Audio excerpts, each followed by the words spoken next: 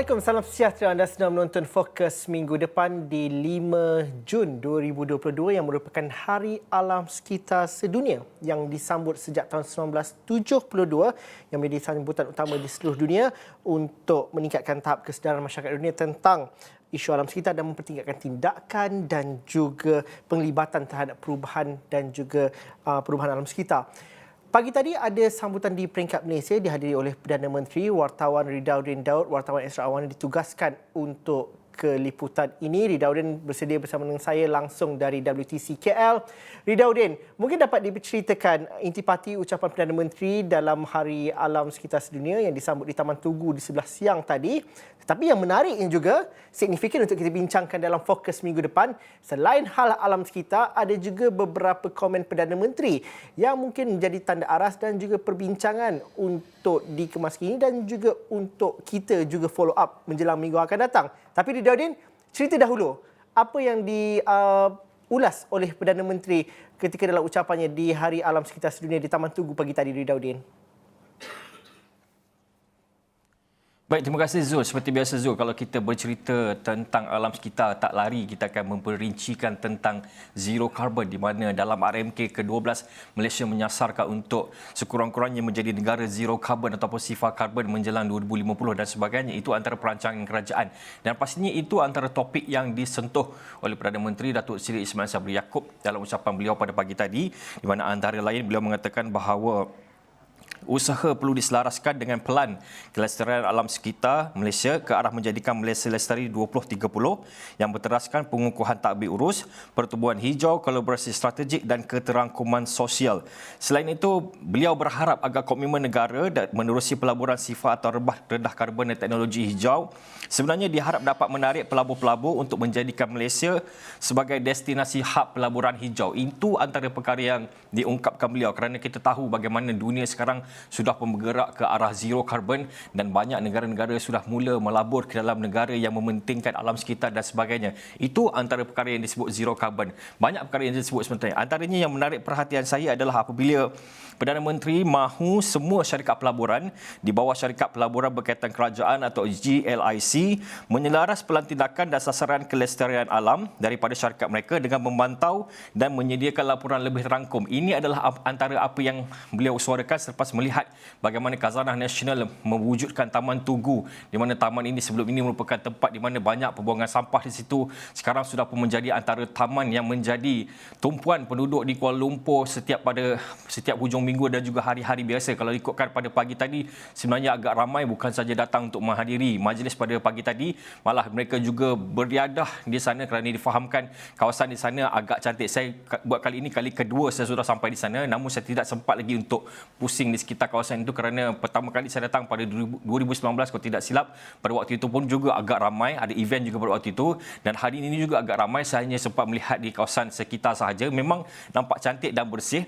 Itu antara apa yang diungkapkan oleh Perdana Menteri. Dan perkara yang paling saya fikir mungkin menarik perhatian adalah apabila Perdana Menteri menzahirkan rasa penghargaan terhadap usaha masyarakat setempat yang bertindak memajukan sendiri persekitaran mereka agar menjadi lebih hijau dan lestari. Beliau menyebut dua contoh, iaitu satunya projek komuniti kebun-kebun bangsa dan kemudian kebun-kebun kerinci di Kuala Lumpur.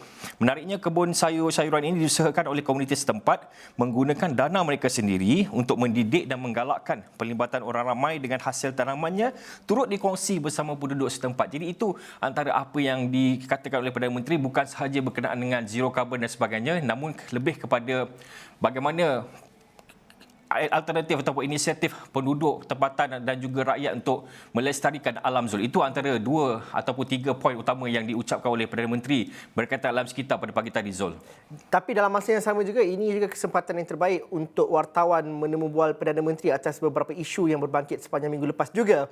Dan saya kira ia adalah platform yang terbaik apabila wartawan bertanyakan kepada Perdana Menteri mengenai pelaksanaan semula cukai barangan dan perkhidmatan GST, di mana kalau nak ikutkan, ini adalah topik yang rancak dibincangkan sepanjang minggu lalu dan sudah pasti reaksi Perdana Menteri juga akan menjadikan satu batu loncatan untuk kita membincangkan isu ini dengan lebih teliti.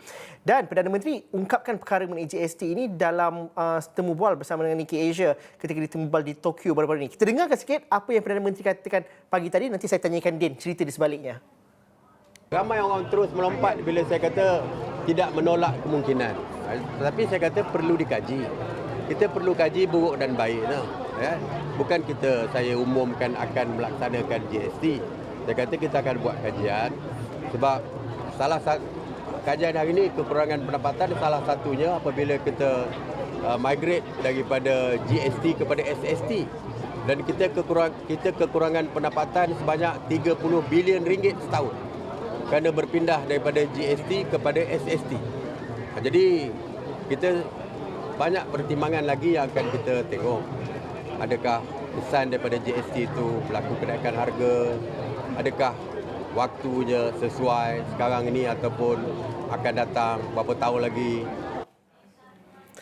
Din, mungkin dapat diceritakan persoalan dan juga pertanyaan daripada wartawan yang muncul apabila berkaitan dengan GST ini dan juga bagaimana sesama wartawan memberikan reaksi kepada apa yang diungkapkan oleh Perdana Menteri sebentar tadi. Ya baik Zul, biasalah kalau kita bertemu dengan Perdana Menteri, baru-baru ini pun isu GST hangat diperkatakan. Sudah pasti kita akan cuba mendapatkan reaksi balas daripada Perdana Menteri sendiri walaupun hujan pada pagi tadi, walaupun ketika kami menumbuh itu hujan namun muja kami berada di bawah kemah, jadi boleh juga menjalankan interview tersebut. Jadi itulah antara yang disebutkan. Datuk Seri mengatakan bahawa GST masih lagi dalam peringkat kajian, belum lagi beliau akan umumkan kerana beliau akan mengkaji baik dan buruknya terlebih dahulu. Dan penting untuk beliau mengatakan sebentar tadi bahawa apa sahaja yang dilakukan termasuk pelaksanaan cukai baharu, beliau akan pastikan rakyat faham dan tahu apakah di sebalik cukai ini dan sebagainya. Kerana kalau menurut Datuk Seri Ismail Sabri, negara kehilangan 30 bilion ringgit, satu angka yang sangat banyak. Dan sebenarnya GST ini dimainkan bukan saja pada baru-baru ini, sebenarnya sejak diri seperti kita tahu ketika Pakatan Harapan memerintah, mereka memasukkan GST dan menggantikan dengan SST dan sebagainya. Dan ketika itu juga antara isu yang dikaitkan adalah bagaimana GST menyebabkan kenaikan harga barang dan sebagainya. Mungkin itu antara perkara yang menjadi pertimbangan Perdana Menteri untuk melihat apakah yang berlaku selepas ini. Sekiranya benar kerajaan akan melaksanakan GST, adakah ia akan meningkatkan harga barang dan sebagainya. Kerana kalau diikutkan pada waktu ini pun sebenarnya kenaikan harga barang dengan pelbagai siri kenaikan harga barang membebankan rakyat, dan pastinya sekiranya berlaku GST dilaksanakan semula, adakah itu kenaikan harga barang akan berlaku lagi. Jadi mungkin itu antara kajian yang akan diteliti oleh Perdana Menteri dan timnya. Dan namun menurut beliau sebenarnya semuanya masih lagi dalam kajian. Beliau faham ketika bagaimana rakyat terkejut, ada juga yang melatah dan sebagainya. Namun beliau menekankan bahawa belum lagi umumkan, baru sahaja dalam peringkat kajian, dan pastinya sekiranya akan dilaksanakan dan sebagainya akan diumumkan dalam masa terdekat. Pastinya beliau ingin memastikan bahawa rakyat tahu, rakyat faham, dan sebenarnya selepas itu barulah dilakukan apa-apa tindakan seterusnya berkaitan dengan GST ini, Zul. Adakah reaksi itu terhenti di situ ataupun ada lagi penerangan ataupun perincian yang diberikan oleh Perdana Menteri? Dan juga dalam masa yang sama, saya kira acara tersebut dihadiri oleh Menteri Keuangan dan juga beberapa menteri lain. Adakah reaksi lain juga diambil ataupun ditanyakan juga, Ridauddin? Oh baik Zul, reaksi itu terhenti di sana. Terhenti ketika beliau mengatakan bahawa akan memberitahu kepada rakyat itu lebih dahulu sebelum melakukan apa tindakan dan sebagainya. Ya betul, ada Menteri Kewangan Tengku Zafrul di situ, namun beliau berada di agak belakang, dan kemudian pada waktu itu juga agak ramai, dan selepas itu juga ada soalan-soalan lain kepada Perdana Menteri, terutamanya berkaitan dengan tarikh pilihan raya, terutamanya juga berkaitan dengan keadaan ataupun perkembangan semasa melibatkan Menteri Perdagangan dan Komuniti Datuk Zuraida Kamrudin dan sebagainya. Itu yang menyebabkan soalan itu terhenti dan jawapan itu juga terhenti di situ, Zul. Okey, tapi ada juga cerita Din dah kata pasal tarikh pilihan raya. Mungkin kita dengarkan sedikit apa reaksi oleh Perdana Menteri apabila ditajukan wartawan mengenai tarikh pilihan raya, di mana Perdana Menteri kata bahawa beliau tidak ada kuasa untuk menetapkan tarikh pilihan raya kerana semuanya tertakluk kepada keputusan yang di-Pertuan Agong. Kita dengarkan sedikit apa yang dikatakan oleh Perdana Menteri mengenai polemik tarikh pilihan raya ini. Kabinet akan memberikan mandat kepada saya untuk menghadap Yang di-Pertuan Agong untuk menasihatkan Yang di-Pertuan Agong. Dan kuasa terakhir dari segi penentuannya adalah Yang di-Pertuan Agong. Yang di-Pertuan Agong yang boleh menentukan kerana di dalam perlembagaan Yang di-Pertuan Agong boleh menolak ataupun bersetuju.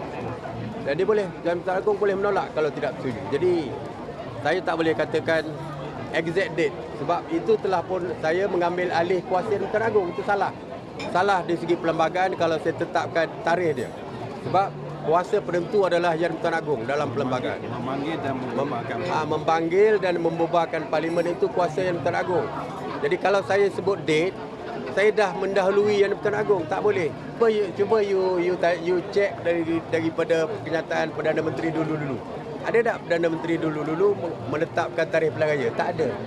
Kalau tanya Dr. Mahathir waktu itu, dia kata, saya belum dapat ilham. Okeylah. Kalau saya beritahu lebih awal, seronoklah DAP. Dia boleh prepare awal-awal lah kan. Jadi kita tak tahu bila. Seperti saya kata, apa pun pilihan raya akan dibincangkan. Yang pertama dibincangkan oleh sama-sama UMNO, ada top 5, bincang Biro Politik, bincang Majlis Tertinggi UMNO, bincang di dalam mesyuarat tertinggi Barisan Nasional. Kemudian saya juga akan bincang di dalam kabinet. Saya dah Ridauddin, mengapa tarikh pilihan raya umum ini signifikan untuk pihak media seperti kita, satu, dan juga mengapa ini adalah perbincangan yang sangat relevan untuk kita tanyakan kepada Perdana Menteri, Ridauddin, kalau kita dapat fahami?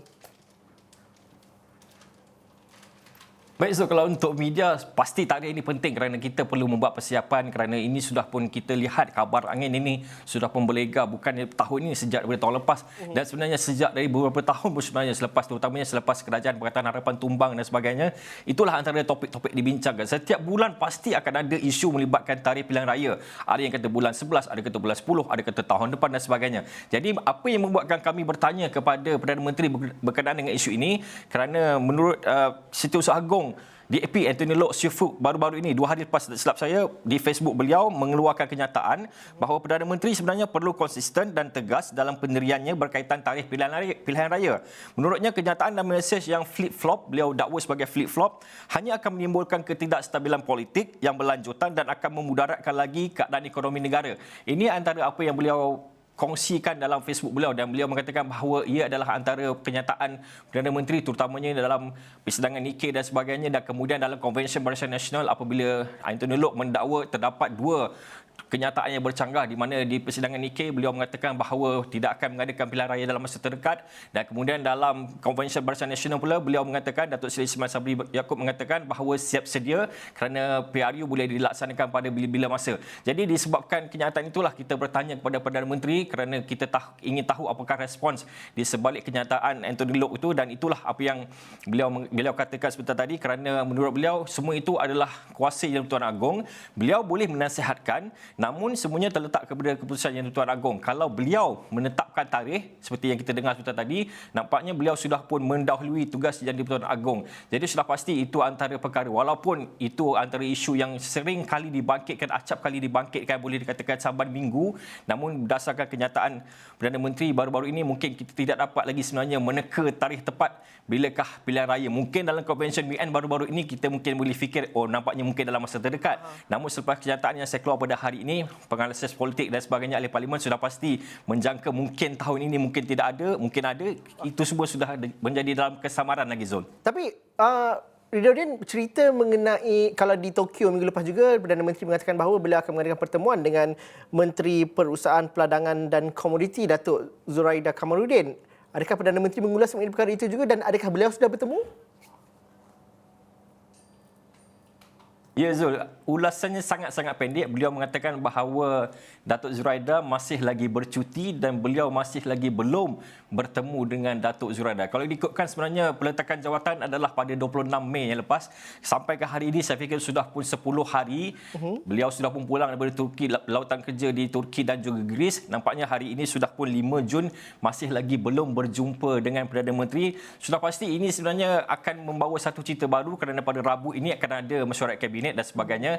Pastinya kalau mengikutkan kenyataan daripada Perdana Menteri sebelum ini, Zuraida masih lagi boleh pergi ke mesyuarat kabinet kerana beliau masih lagi seorang menteri. Jadi mungkin itu juga akan berlaku, dan menurut saya baca sebentar tadi juga sebenarnya Zuraida akan mengeluarkan kenyataan ataupun mengadakan sidang media pada minggu depan, iaitu Minggu Harapan, mungkin Isnin, mungkin Jumaat, kita tidak tahu. Jadi mungkin kita akan lihat bagaimanakah apa yang berlaku sebenarnya. Namun setakat ini menurut Datuk Ismail Sabri Yaakob memang masih lagi belum ada perjumpaan antara Zuraida dan juga beliau. Belum lagi, dan itulah kita tunggukan untuk diselesaikan segala persoalannya, dan itu juga jawapan ditunggu oleh kita warga media dan juga oleh rakyat juga akhirnya nanti. Terima kasih Ridauddin kerana kerana berkongsi cerita bersama dengan saya dalam Fokus minggu depan. Selepas ini, cerita pasal tarikh pilihan raya umum ini juga masih lagi ditanyakan dan juga masih lagi berlega-lega cerita dan juga soalan itu ditanya kepada orang-orang politik. Tapi salah seorang menteri dalam Kabinet Datuk Seri Ismail Sabri Yaakob mengatakan bahawa desakan nak cerita pasal tarikh pilihan raya ini ialah desakan orang politik, bukannya rakyat. Itu yang akan saya kongsikan selepas ini. Siapakah menteri yang bercakap perkara itu? Itu saya kongsikan selepas ini.